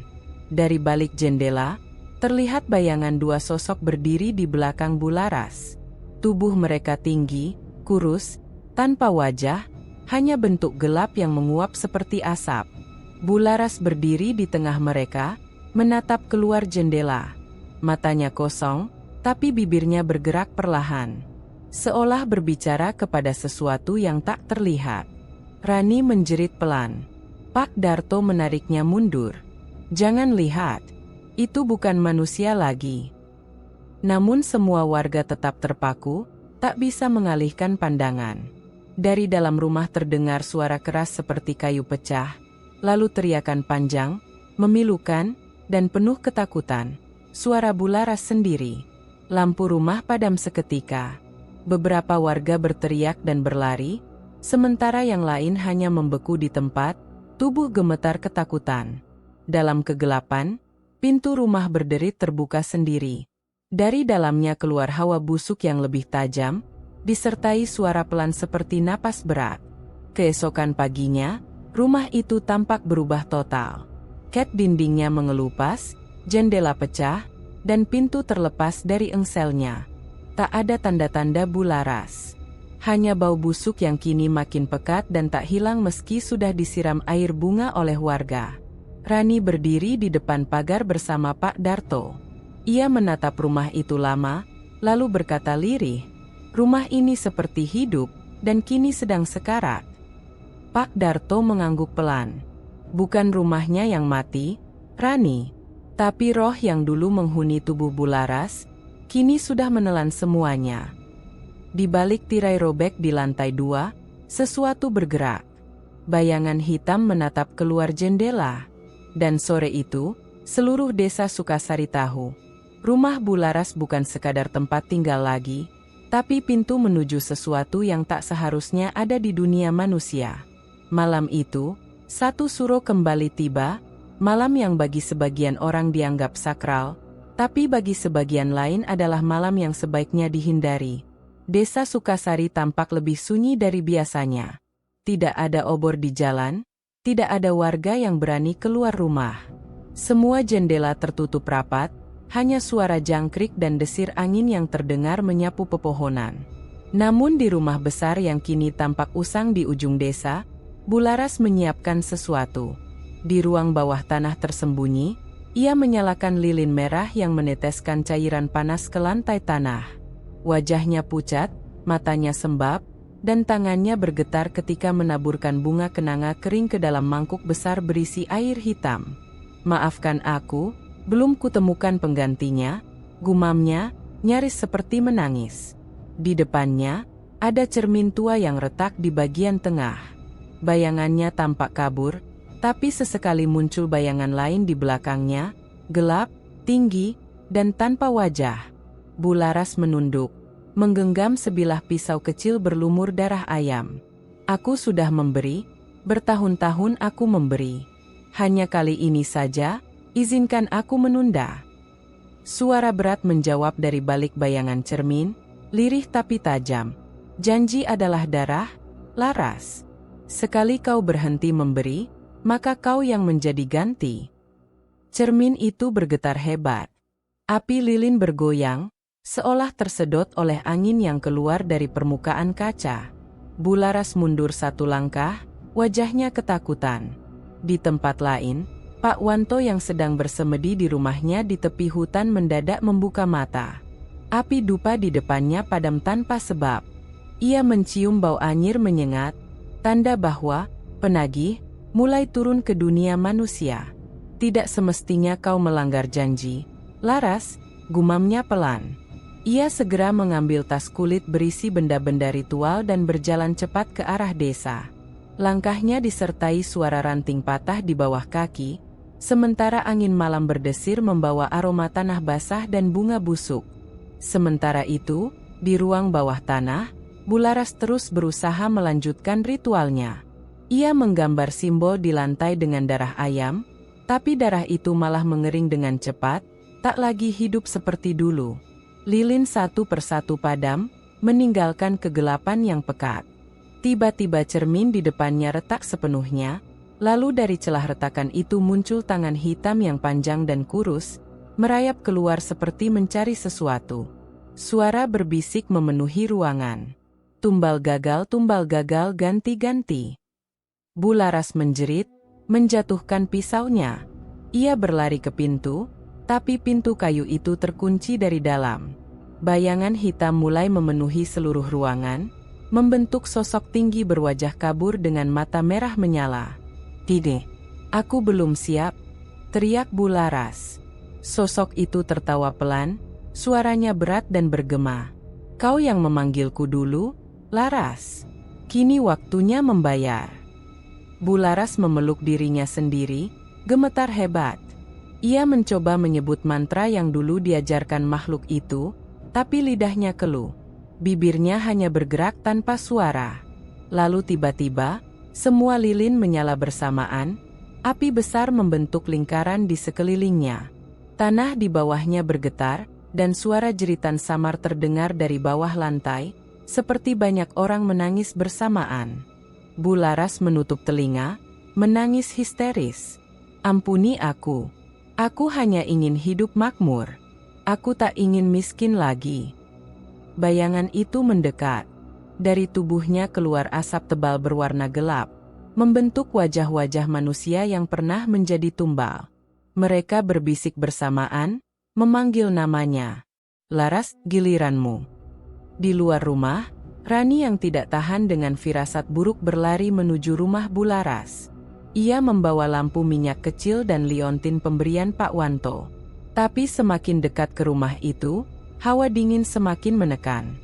Napasnya berat, lampu di tangannya mulai bergetar karena angin yang aneh, dingin tapi berbau darah. "Bularas!" Rani berteriak dari depan pagar. "Ibu, buka pintunya." Tidak ada jawaban. Tapi dari dalam, terdengar suara seperti orang berteriak minta tolong. Rani mencoba masuk, tapi pintu utama tertutup rapat, seolah terkunci dari dalam oleh kekuatan tak terlihat. Beberapa detik kemudian, Pak Wanto datang dari arah hutan dengan langkah cepat. "Rani, jangan masuk." Energinya kacau, katanya tegas. "Tapi, Pak, Bularas di dalam. Dia butuh pertolongan." Tidak ada yang bisa menolong orang yang sudah gagal memenuhi perjanjian. Kau akan ikut binasa kalau mendekat. Namun Rani tetap nekat. Ia menempelkan telapak tangan di pagar besi. Seketika, besi itu panas membara, membuat tangannya melepuh. Ia menjerit dan mundur. Dari dalam rumah terdengar suara retakan keras, seperti dinding yang dihantam dari dalam. Di dalam ruang bawah tanah, Bularas terjatuh di tengah lingkaran api. Api kini membentuk simbol yang sama seperti yang dulu ia gunakan untuk memanggil kekuatan pesugihan. Bedanya, kini simbol itu berputar sendiri, memutar tubuhnya di tengahnya. Sosok hitam itu semakin jelas. Wajahnya berubah-ubah, kadang menyerupai salah satu warga desa yang dulu menghilang, kadang menyerupai dirinya sendiri. "Tak ada tumbal, tak ada penundaan," kata sosok itu pelan, suaranya seperti dua orang berbicara bersamaan. "Yang kau beri sudah habis, Laras. Sekarang tubuhmu yang jadi persembahan." Jeritan Bularas menggema ke seluruh rumah, memantul ke dinding, membuat kaca jendela di lantai atas pecah satu persatu. Pak Wanto menutup matanya, mengangkat tangannya ke udara, dan melafalkan doa penolak bala. Namun setiap kali ia menyebut nama Tuhan, angin kencang langsung bertiup, hampir memadamkan lampu minyak yang dibawa Rani. Tiba-tiba dari dalam rumah terdengar suara keras, seperti sesuatu meledak. Api menjalar ke jendela, dan cahaya merah kehitaman menerangi langit desa. Rumah Bularas terbakar dari dalam, tapi tidak dengan warna api biasa. Api itu berwarna merah tua bercampur hitam pekat, seperti darah yang menyala. Rani menutup mulut, menahan tangis. "Pak, apakah dia sudah?" Pak Wanto mengangguk pelan, wajahnya serius. Ritualnya gagal. Dan sekarang, yang datang menjemput bukan sekadar roh, tapi penagih janji yang tak pernah lupa. Malam itu, Desa Sukasari kembali kehilangan seseorang. Tapi kali ini, tidak ada warga yang berani menyebut namanya lagi. Dan di sisa malam yang dingin itu, hanya satu kalimat terngiang di kepala Rani. Kekayaan yang datang dari kegelapan, selalu menuntut harga yang lebih besar dari hidup itu sendiri. Pagi itu, kabut masih menggantung di Desa Sukasari. Rumah Bularas telah menjadi puing hitam berasap, tapi tak ada warga yang berani mendekat. Di kejauhan, ayam jantan berkokok tanpa semangat, dan angin berhembus pelan, membawa sisa bau gosong yang belum hilang sepenuhnya. Di rumah Pak Wanto, di tepi hutan, suasana berbeda. Rani duduk di kursi kayu panjang, wajahnya letih setelah semalaman tak tidur. Di sampingnya, Arif membuka catatan kecil dan menatap Pak Wanto yang tengah menyiapkan teh hangat di atas tungku. "Pak," kata Rani pelan, "semalam, apa yang sebenarnya terjadi pada Bularas?" Pak Wanto meletakkan teko, duduk perlahan. Tatapannya kosong sejenak sebelum akhirnya bicara, suaranya berat tapi tenang. "Yang terjadi semalam bukan hal baru, Nak. Itu adalah akhir dari sesuatu yang sudah dimulai bertahun-tahun lalu. Aku tahu sejak awal, tapi aku terlambat menghentikannya." Arif mencondongkan tubuh. "Anda mengenal Bularas sejak lama?" "Ya," jawab Pak Wanto pelan. "Sebelum semua kekayaan itu datang." Rani menatapnya lekat-lekat, menunggu cerita itu dimulai. Pak Wanto menarik napas panjang, menatap keluar jendela yang berkabut. "Sekitar 20 tahun lalu," ujarnya, "Bularas datang padaku. Saat itu ia baru ditinggal mati suaminya, dan hidupnya sangat miskin. Warungnya bangkrut, sawahnya dijual, dan anak satu-satunya meninggal karena sakit. Ia datang dengan mata bengkak dan suara parau, memohon agar aku memberinya jalan supaya hidupnya tak menderita lagi." Rani menunduk. "Dan Bapak menolaknya?" "Tentu. Aku bilang, kalau manusia mau rezeki, caranya harus lewat usaha dan doa, bukan lewat jalan pintas. Tapi dia tidak mau dengar. Ia bilang, kalau Tuhan tak menolongku, maka aku akan mencari yang mau." Pak Wanto berhenti sebentar, menatap api kecil di tungku. "Beberapa minggu kemudian, aku dengar dia pergi ke selatan. Ke tempat seorang dukun yang dikenal bersekutu dengan makhluk dari dasar laut. Orang-orang memanggilnya Ki Ragil, seorang yang berani menukar nyawa demi kekayaan. Sejak saat itu, aku tahu Bularas sudah melangkah di jalan yang salah." Arif menulis cepat di bukunya. "Jadi pesugihan itu benar-benar berasal dari sana?" Pak Wanto mengangguk. "Ya, Ki Ragil memberi syarat sederhana. Memberi hadiah darah, setiap tahun, di malam 1 suro. Siapapun boleh jadi tumbalnya, asalkan korban itu menerima sesuatu dari tangan pemilik perjanjian. Uang, makanan, atau hadiah. Setelah itu, makhluk penjaga kekayaan akan mengambil nyawa korban." Rani memejamkan mata. Ia teringat betapa seringnya Bularas memberi uang kepada warga menjelang bulan suro. Berarti, semua yang mati, semua yang hilang selama ini, adalah bagian dari janji yang ditepati, potong Pak Wanto lirih. Dan setiap kali janji ditepati, kekayaannya bertambah. Arif menatap dukun tua itu. Kalau Bapak tahu dari dulu, kenapa tidak memperingatkan warga? Pak Wanto menatap Arif lama, sorot matanya getir. Aku pernah. Tapi siapa yang mau percaya pada dukun tua seperti aku? Mereka melihat Bularas dermawan, baik, sopan. Tak ada yang menduga kalau di balik senyumannya ada tangan yang kotor oleh darah. Ia menyesap tehnya perlahan, lalu menatap Rani. Tapi yang paling aku sesali adalah saat Bularas datang lagi padaku. 3 tahun lalu. Rani menegakkan punggung. Dia datang lagi? Untuk apa? Dia menangis di depanku. Jawab Pak Wanto lirih. Katanya ia tak tahan lagi. Setiap malam ia mendengar suara tangisan dari ruang rahasianya. Setiap pagi, wajah orang-orang yang telah mati muncul di cermin rumahnya. Ia ingin berhenti, tapi makhluk itu menolak. Mereka bilang, kalau ia berhenti, maka dialah tumbalnya. Suara jangkrik di luar rumah mendadak berhenti, seolah alam ikut diam mendengarkan cerita itu. Lalu, Bapak menolongnya? Tanya Arif. Pak Wanto menggeleng pelan. Aku mencoba. Aku buatkan doa penolak perjanjian, tapi roh yang mengikatnya sudah terlalu dalam. Ia sudah memberikan sebagian jiwanya ke dalam perjanjian itu. Tidak ada jalan kembali kecuali dengan satu cara, menghentikan ritual sebelum penagih datang. Tapi seperti yang kalian lihat, dia gagal. Rani menunduk, menatap lantai tanah. Jadi malam itu, dia benar-benar berusaha menghentikannya. Ya, jawab Pak Wanto lirih.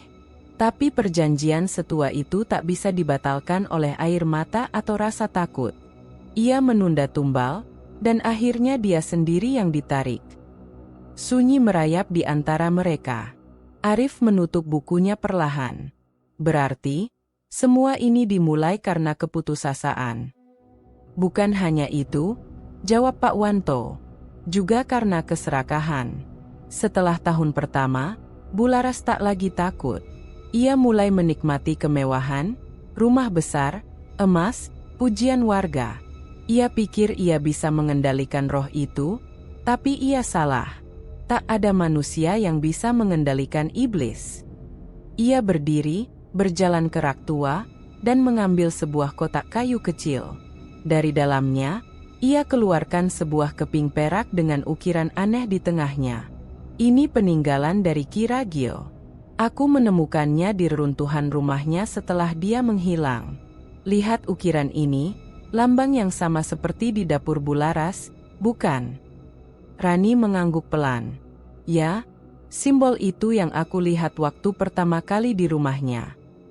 Simbol pemanggil roh penjaga kekayaan, jelas Pak Wanto. Sekali ditanam di rumah, tempat itu akan menjadi pintu bagi dunia mereka. Tak heran rumah Bularas berubah seperti hidup sendiri. Arif menatap simbol itu lama, lalu berkata pelan, kalau begitu, apa yang akan terjadi sekarang setelah Bularas mati? Pak Wanto meletakkan keping itu di atas meja, matanya tajam menatap keluar jendela. Perjanjiannya belum sepenuhnya berakhir. Karena roh yang menerima tumbal itu belum mendapatkan pengganti. Jika tidak ada yang menutup portal itu. Ia berhenti, suaranya menurun. Maka roh itu akan tetap tinggal di desa ini, mencari korban baru. Rani menatapnya dengan wajah tegang.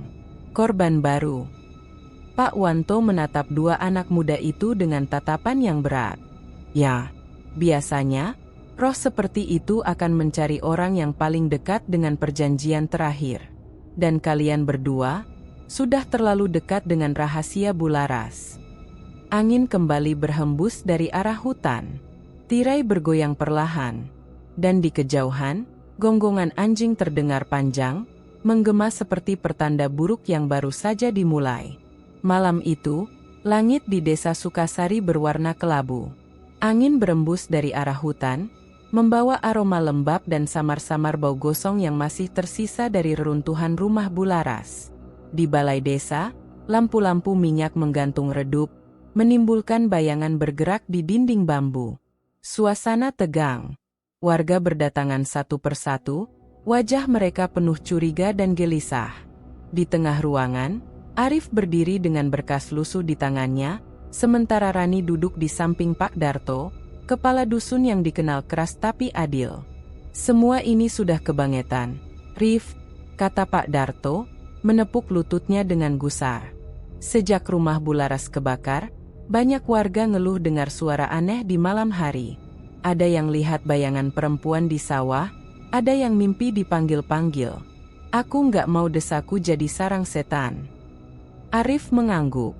Ia meletakkan berkas itu di meja panjang, membuka lipatan-lipatan kertas yang penuh noda tanah dan abu. Pak, ini bukan cuma cerita kosong. Kami dapat semua ini dari rumah Pak Wanto. Ada catatan tentang perjanjian pesugihan Bularas, lengkap dengan nama-nama korban yang hilang selama ini. Warga yang memenuhi ruangan mulai berbisik-bisik.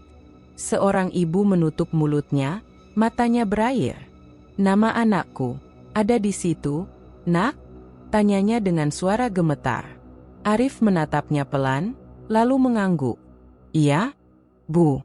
Nama Denny tercatat sebagai tumbal tahun ketiga. Tangis kecil terdengar di sudut ruangan. Warga yang lain saling pandang, sebagian menatap lantai, sebagian menatap Arif dengan wajah campur amarah dan takut. Rani berdiri, suaranya tegas tapi bergetar. Kita nggak bisa diam aja. Selama rumah itu masih berdiri, selama altar itu masih di sana, roh yang mengikat desa ini nggak akan pergi. Kita harus menghancurkannya. Betul, seru salah satu warga pria di belakang. Kalau enggak, anak cucu kita bisa kena kutuknya. Pak Darto mengangkat tangan, menenangkan kerumunan.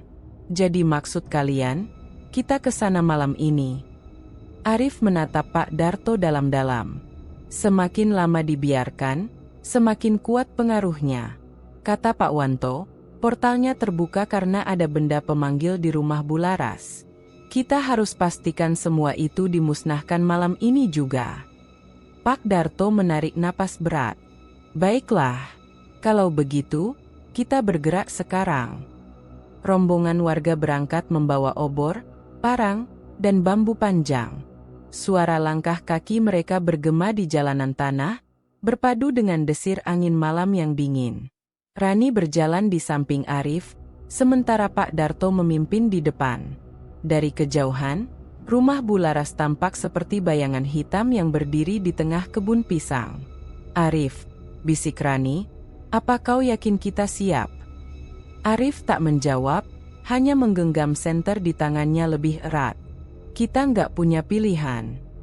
Ketika mereka tiba di halaman, suasana menjadi berat. Udara di sekitar rumah terasa lebih dingin dari biasanya, seperti menyimpan amarah yang belum padam. Obor warga berkedip-kedip seolah hendak padam, dan beberapa ayam hutan menjerit di kejauhan. Pak Darto memberi aba-aba. Kita masuk pelan-pelan. Jangan berpencar.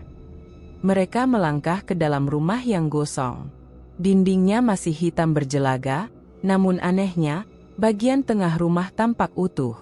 Lantai di sana bersih, seperti baru disapu. Di tengahnya berdiri altar kecil dari batu, dengan lilin-lilin merah yang sudah meleleh kering. Rani menutup mulutnya, menahan mual. Di atas altar itu ada foto-foto warga yang telah hilang. Denny, Sumarni, dan dua wajah lainnya yang mereka kenal baik. Semua foto dipaku dengan jarum panjang, dan di depannya ada mangkuk tanah berisi darah kering. Ya Tuhan, desis salah satu warga perempuan sambil mundur. Itu anakku. Pak Darto melangkah maju, wajahnya keras. Ini bukti semua. Bularas emang bikin perjanjian dengan setan. Tiba-tiba, angin berhembus kencang dari arah belakang rumah. Lilin-lilin padam bersamaan. Rani memegang tangan Arif erat-erat. Dari langit-langit terdengar bunyi cicit-cicit seperti tikus berlari. Tapi terlalu berat untuk seekor hewan kecil. Warga mulai panik, tapi Pak Darto menenangkan mereka dengan suara lantang. Jangan takut. Ini cuma sisa gangguan dari perjanjiannya.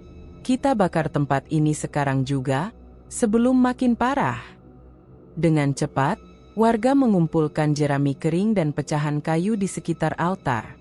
Arif meneteskan minyak dari botol lampu minyak, sementara Rani menyalakan obor dari warga lain. Kalau api ini nyala, jangan lihat ke belakang, kata Rani pelan, meniru pesan Pak Wanto yang ia ingat.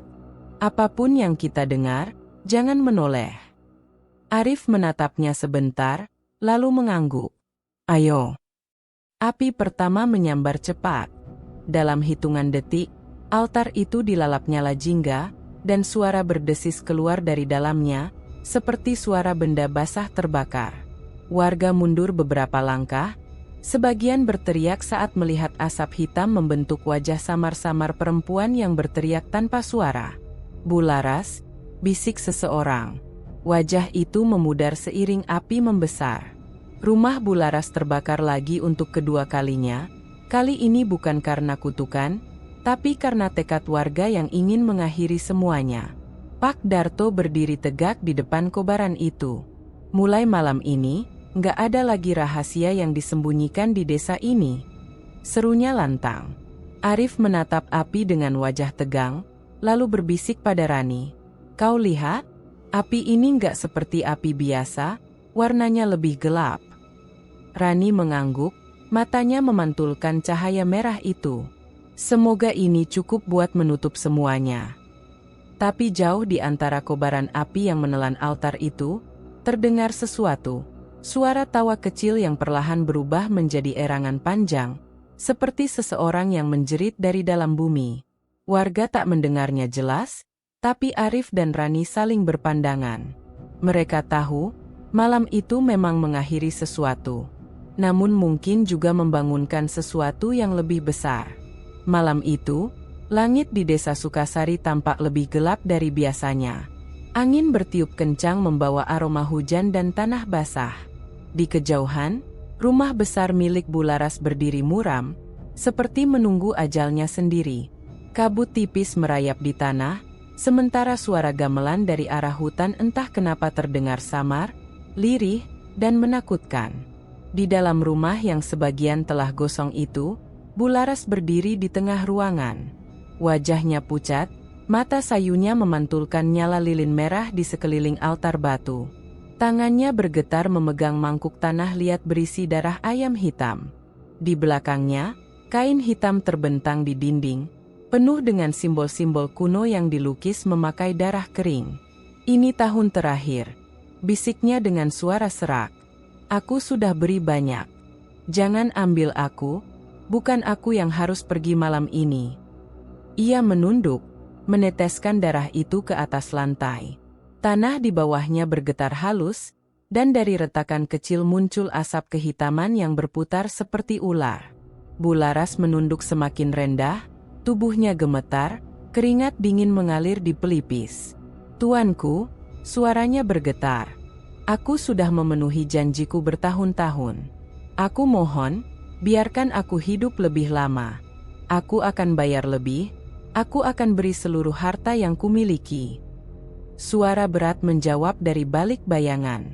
Dalam, serak, dan menggema seperti datang dari dalam tanah. Janji tak bisa ditawar, Laras. Suara itu membuat udara di sekitar altar bergetar. Lilin-lilin padam satu persatu. Dari dalam bayangan, sosok hitam perlahan muncul, tinggi, dengan wajah samar seperti arang terbakar, matanya merah seperti bara. Nafasnya berat, dan setiap kali ia bicara, suhu ruangan turun drastis. Kau sudah berutang 2 nyawa. Tahun ini, bayarnya harus genap. Bularas mundur, suaranya memecah ketegangan. Aku tidak bisa. Mereka sudah tahu. Rumah ini sudah tak aman. Maka kau sendiri yang jadi bayarannya. Makhluk itu mengulurkan tangan panjang, hitam, dengan kuku tajam seperti besi. Bularas menjerit, mencoba melarikan diri, tapi kaki-kakinya terasa berat. Tanah di sekitarnya seperti menahan langkahnya. Sementara itu, dari luar rumah, Rani, Arif, dan beberapa warga desa berdiri memandangi bangunan itu. Api kecil di obor mereka berkedip-kedip tertiup angin. "Dia masih di dalam," ujar Rani dengan napas terengah. "Kita harus hentikan dia sebelum terlambat." Arif mengangguk tegas. "Kalau kita tunggu lebih lama, dia akan jadi korban ritual itu sendiri." Pak Darto, yang memimpin rombongan warga, berteriak, "Hati-hati! Masuk dari sisi kanan. Rumah ini sudah rapuh." Mereka menerobos pintu utama yang separuh hangus. Begitu masuk, hawa panas bercampur bau darah dan dupa menyengat menyambut mereka. Dari dalam, terdengar jeritan panjang, jeritan Bularas. Aku tidak mau mati. Aku masih bisa bayar." Warga menatap satu sama lain, ketakutan. Rani dan Arif tetap melangkah maju, menembus asap. Mereka tiba di ruang tengah dan melihatnya, Bularas sedang berlutut di depan sosok hitam besar yang kini tampak jelas.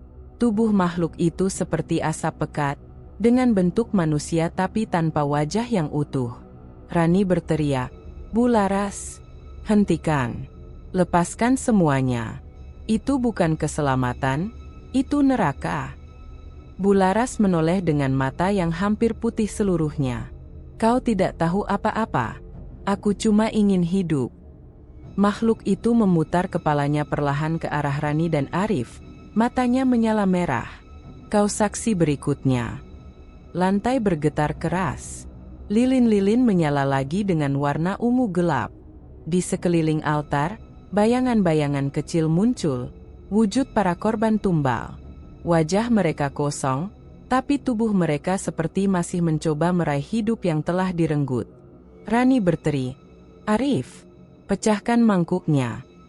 Arif menendang mangkuk tanah liat itu sekuat tenaga.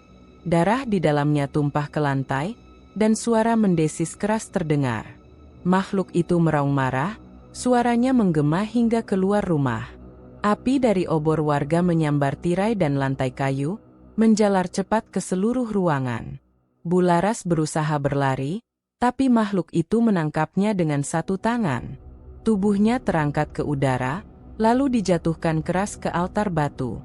Suara tulangnya patah terdengar jelas di tengah kobaran api. "Kau melanggar janji, Laras. Sekarang waktumu sudah habis." Dalam sekejap, tubuh Bularas diselimuti asap hitam pekat. Ia menjerit panjang, lalu perlahan menghilang di tengah kobaran api yang semakin besar. Rani menutup mulutnya, menahan tangis. Arif menarik tangannya, berteriak, "Keluar! Sekarang!" Mereka berlari keluar tepat sebelum ledakan keras mengguncang rumah itu. Suara kayu patah dan kaca pecah memenuhi udara. Altar batu meledak, menyebarkan pecahan merah menyala yang membuat langit di atas desa tampak seperti terbakar. Warga yang menunggu di luar berhamburan menjauh. Api membesar, menjalar ke atap, lalu memakan seluruh bangunan. Dari dalam api, sesosok bayangan besar tampak berputar, menjerit, lalu perlahan lenyap ke dalam tanah yang retak. Pak Darto menunduk, menatap rumah yang kini tinggal puing. "Sudah selesai?" tanyanya pelan. Arif menjawab dengan suara serak, "Bukan selesai, Pak, tapi dikembalikan ke tempat seharusnya." Rani memandang langit yang mulai berubah terang di ufuk timur. Suara gamelan yang tadi terdengar kini menghilang. Desa Sukasari akhirnya sunyi, hanya suara api yang berderak perlahan, seperti napas terakhir dari kisah hitam yang akhirnya terbakar habis. Namun di tengah kesunyian itu, Rani sempat mendengar bisikan lembut dari arah bekas altar. "Kekayaan tak pernah gratis." Ia menatap Arif dengan mata lelah.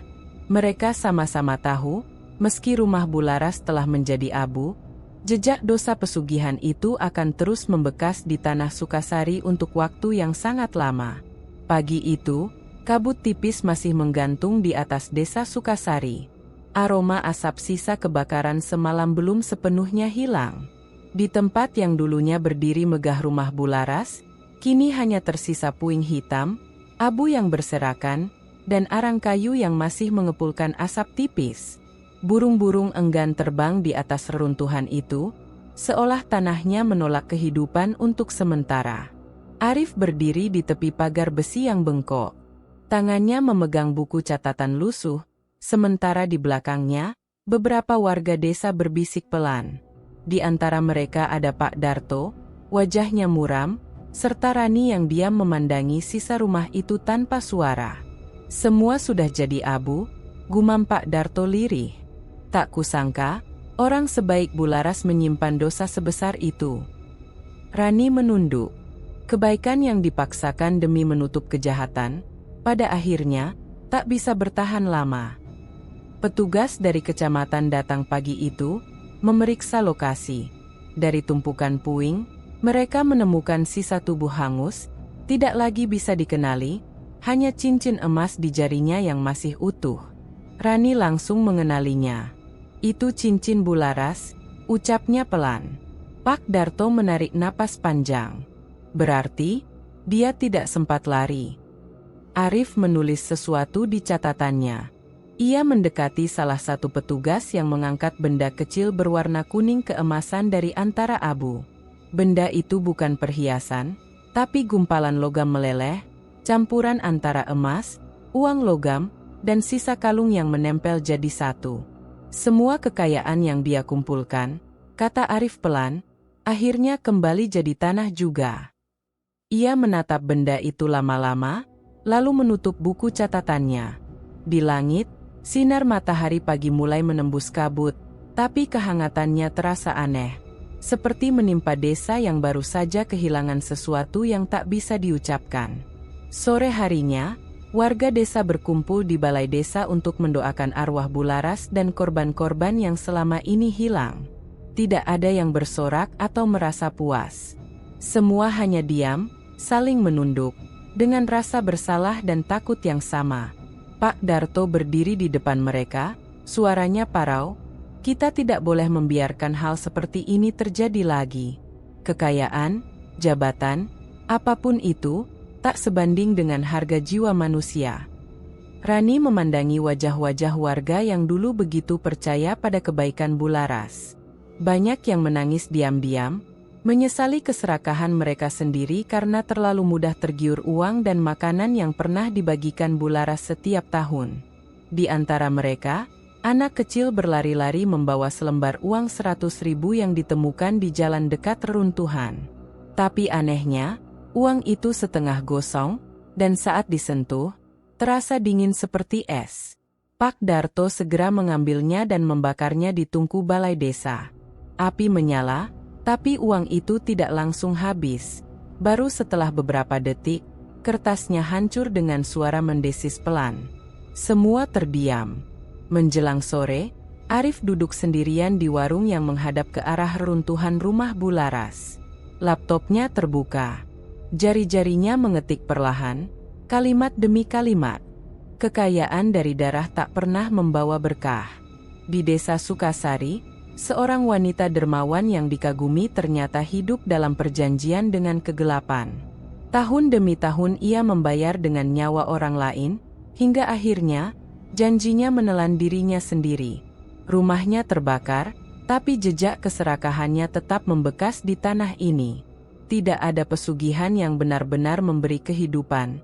Semuanya hanya menunda kematian. Arif berhenti sejenak, menatap langit senja yang mulai memerah.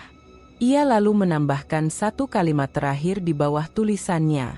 Orang yang memberi dengan niat menutup dosa, sesungguhnya sedang menunda hukuman yang akan datang lebih cepat. Ia menekan tombol simpan, menutup laptopnya, dan menarik napas panjang. Malam pun turun. Desa Sukasari kembali tenang, tapi keheningannya terasa aneh. Hanya suara jangkrik dan desir angin yang terdengar. Rani menatap keluar jendela rumahnya sebelum tidur. Kabut mulai muncul lagi di pekarangan. Dari arah runtuhan rumah Bularas, samar-samar terdengar suara perempuan menangis, pelan, panjang, seperti menyesali sesuatu. Rani menutup jendela rapat-rapat. Ia berbisik lirih, "Semoga arwahmu menemukan jalan pulang, Bularas." Namun jauh di tengah reruntuhan, Abu yang mulai mengering kembali bergetar halus. Dari bawahnya, muncul selembar uang merah lusuh, terangkat oleh angin, berterbangan perlahan ke arah jalan desa. Uang itu jatuh tepat di depan warung yang kini sepi. Tak ada yang berani menyentuhnya. Dan di langit, bulan purnama naik perlahan, menandakan suruh berikutnya akan datang lagi, mengingatkan bahwa beberapa dosa tidak pernah benar-benar padam.